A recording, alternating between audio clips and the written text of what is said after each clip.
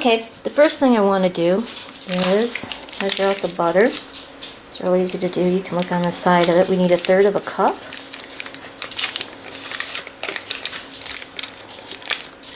It's always good if you can leave the butter out so it's a little bit soft. You can see that would be 5 1/3 tablespoons. So it's 1, 2, 3, 4, 5 1/3. So I'm going to guess about right there is where we want the butter. Okay, now we'll just go through the list of ingredients. We want 2 cups of flour.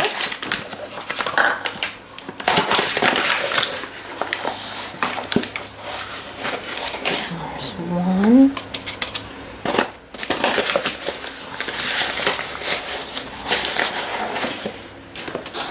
2. We're going to need that flour later, so we'll leave it right here.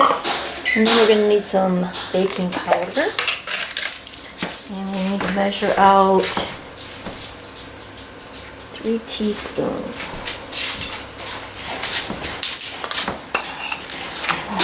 1, 2, 3.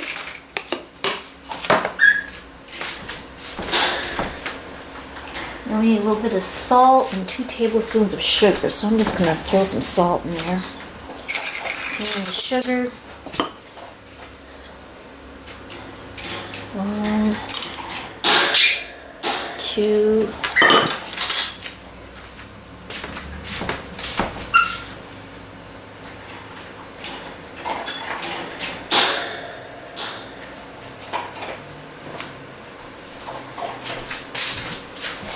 now I'm gonna mix it up a little bit. First thing is with a fork. At this point I always kind of mix it in together. Kind of the dry ingredients with the butter. It's going to turn into like, just kind of mix the butter in there good.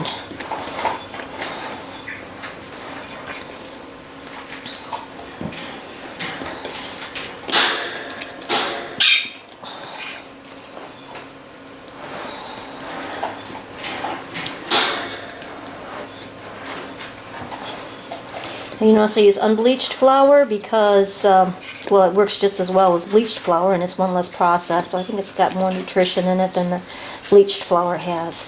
It's kind of sterilized when they bleach it, I believe. It's unnecessary anyway. Now we need 2 eggs that are mixed. I'm just going to put eggs in a measuring cup. I'm going to mix them up a little bit like this.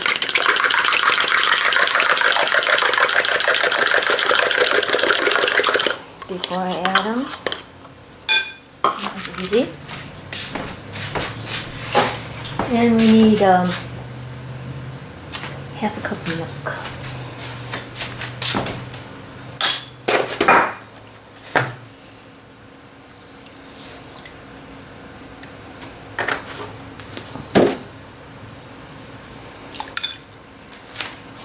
And then let's just mix all this up together.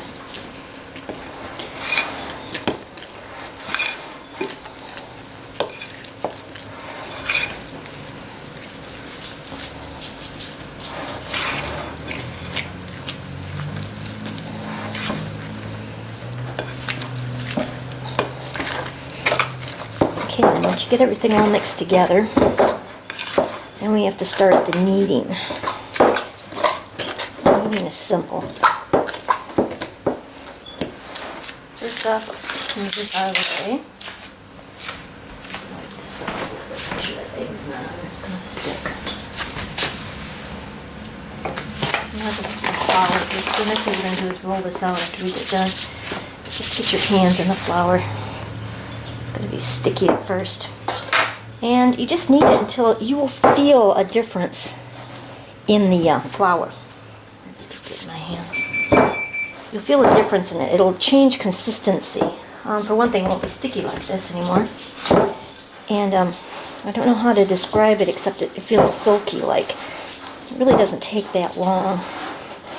While I'm doing this, I want to tell you a little story. This is why I cook from scratch. It started out, well, I'll tell you 2 stories. First one is that I used to have heartburn all the time. I was one of those people, I do all those things like I wouldn't eat Mexican food or Italian food or spicy stuff. I mean, I tried all different things to make it stop. But I ended up being one of those people that had to take antacids every day. Well, okay, let's remember that story. Second story. One day I ran out of powdered sugar and I was making a cake. And I wanted it for the frosting. So I went down to the convenience store and I got some powdered, I went to get powdered sugar. They didn't have anything. All they had was this frosting mix. Well, if you know, making frosting for cake, it's just confectionate sugar. Chocolate frosting would be confectionate sugar, cocoa, butter, and milk. That's it. Well, so I bought this mix, and for the mix, I had to add butter and milk in the mix. So I thought, oh, it should just be cocoa and confectionate sugar in here, right? No, it was like this list, a long, long list of stuff. And so and then after I made it, the kids didn't like it. They said it tasted terrible. And then I started looking at everything, and there were so many chemicals and everything, and I thought, I wonder if those chemicals are good for my kids, you know, or me, or anybody. So I started cooking from scratch, okay? And really was amazed. There's chemicals in everything. I mean, it's amazing. Like margarine, I mean, that's just a chemical soup. If you look at that, there's nothing in there that I could recognize as far as the ingredients. Same thing with shortening. That's why I use butter. But anyway, so then one day, when I was cleaning house, I caught myself dusting my antacid bottle. The top of my Tums had dust on it. And that's when I realized that I hadn't had heartburn in a long time. Now, I'm not an expert, I'm not a doctor, I'm not a scientist, I don't know, but I know that there was a connection between those chemicals and my constant heartburn. I'm convinced of it. And I think there are probably a lot of other people that have the same problem. I see all these commercials for heartburn remedies, and I think what's happening is that these chemicals, they're producing these chemicals, and then they're also producing these remedies. And I think maybe the best remedy is just to quit eating the additives. Don't know that's all of the reason for heartburn, but I know that I can eat Mexican food and I can eat Italian food, anything else I want, as long as I make it and it doesn't have all those chemicals in it. So you can take from that what you will. Now, this has been ready for a while. I just want to tell you my story. So what I'm going to do now is I'm going to put some flour down. I already did. I'm going to put this in the middle. Like I said, you can tell, it doesn't take long to knead it, and you'll be able to tell when it's done by the way it feels. It just feels like silky. It feels like, I don't know, maybe pizza dough. In fact, that's what we're going to do. I'm going to take our roller and roll this out like a pizza. I'm try to make it round, and you're going to see it's going to snap back, and it's going to want to snap back. But roll it out so it's round. It doesn't have to be real thin, but there we go. Okay, now we're going to have to take a pan like this one here, put some butter on it, just make sure that nothing sticks to it.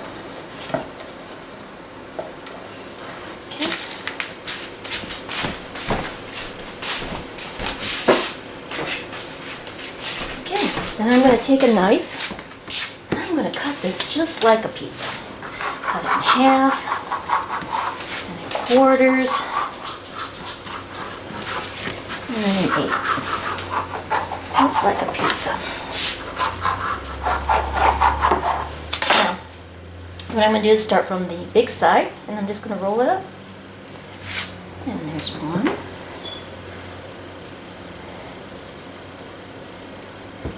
Two, and they're going to swell when they're cooking. So if you put them close together like this, and they will come together. If you don't like that and you want them to be more crusty, then you could probably space them farther apart.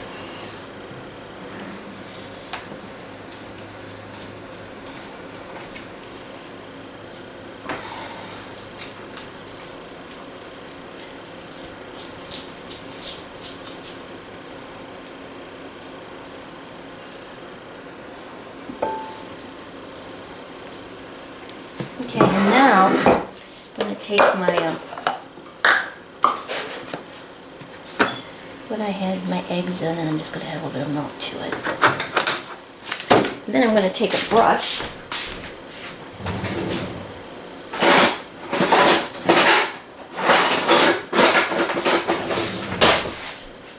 This is just an old brush I've used forever, but only for food. And I'm going to brush these with it.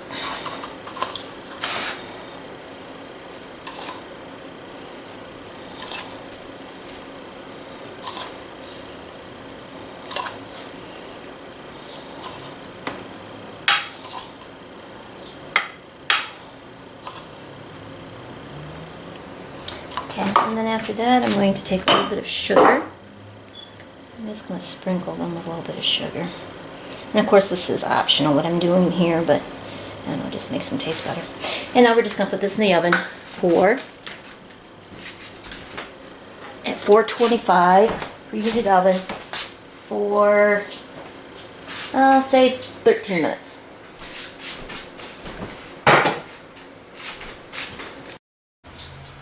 Okay, now for the soup, the first thing I do is I rinse off a couple of tomatoes, and this is soup for one.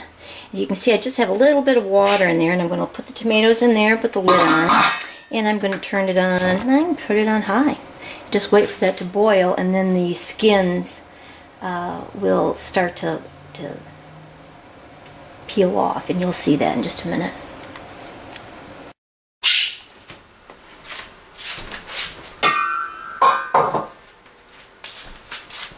Now you'll see it really doesn't take very long at all before these are ready to peel.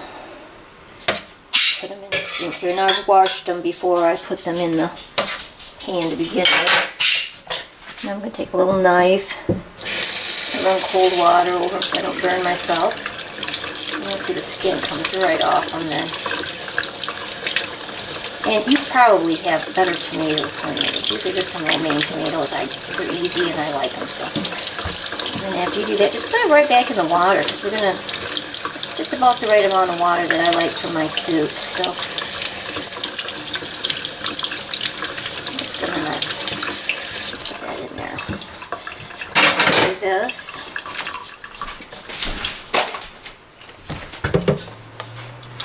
All we have to do, I take a potato masher, just mash them up. I know some people would want to like put them in a blender or something so that they look more like it's canned soup, but I'm not interested in that. And also I prefer not to use any electricity I don't need to, and this is easy to do with potato masher. Okay, look how thick that is. There we go. Now all I have to do is add whatever spices I want. Let's do that. Put it back on the stove.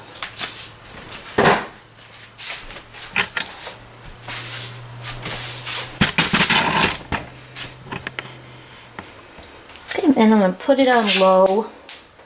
So I'm just going to get it back warm again before I, or medium I guess is alright.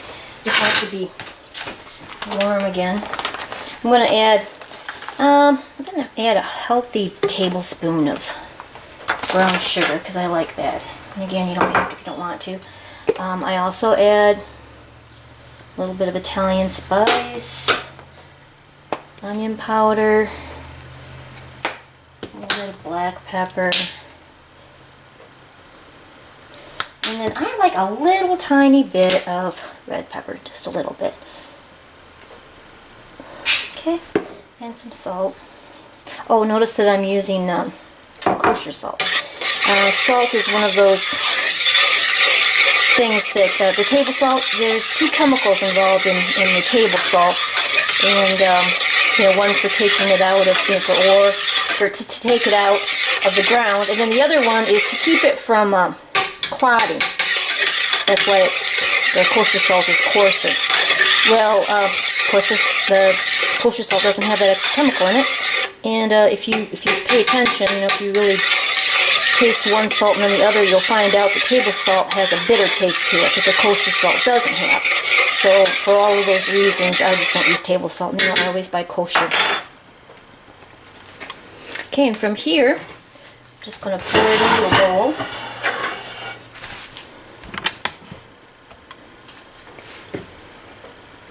Oh, I gotta turn the burner off. Let's do that.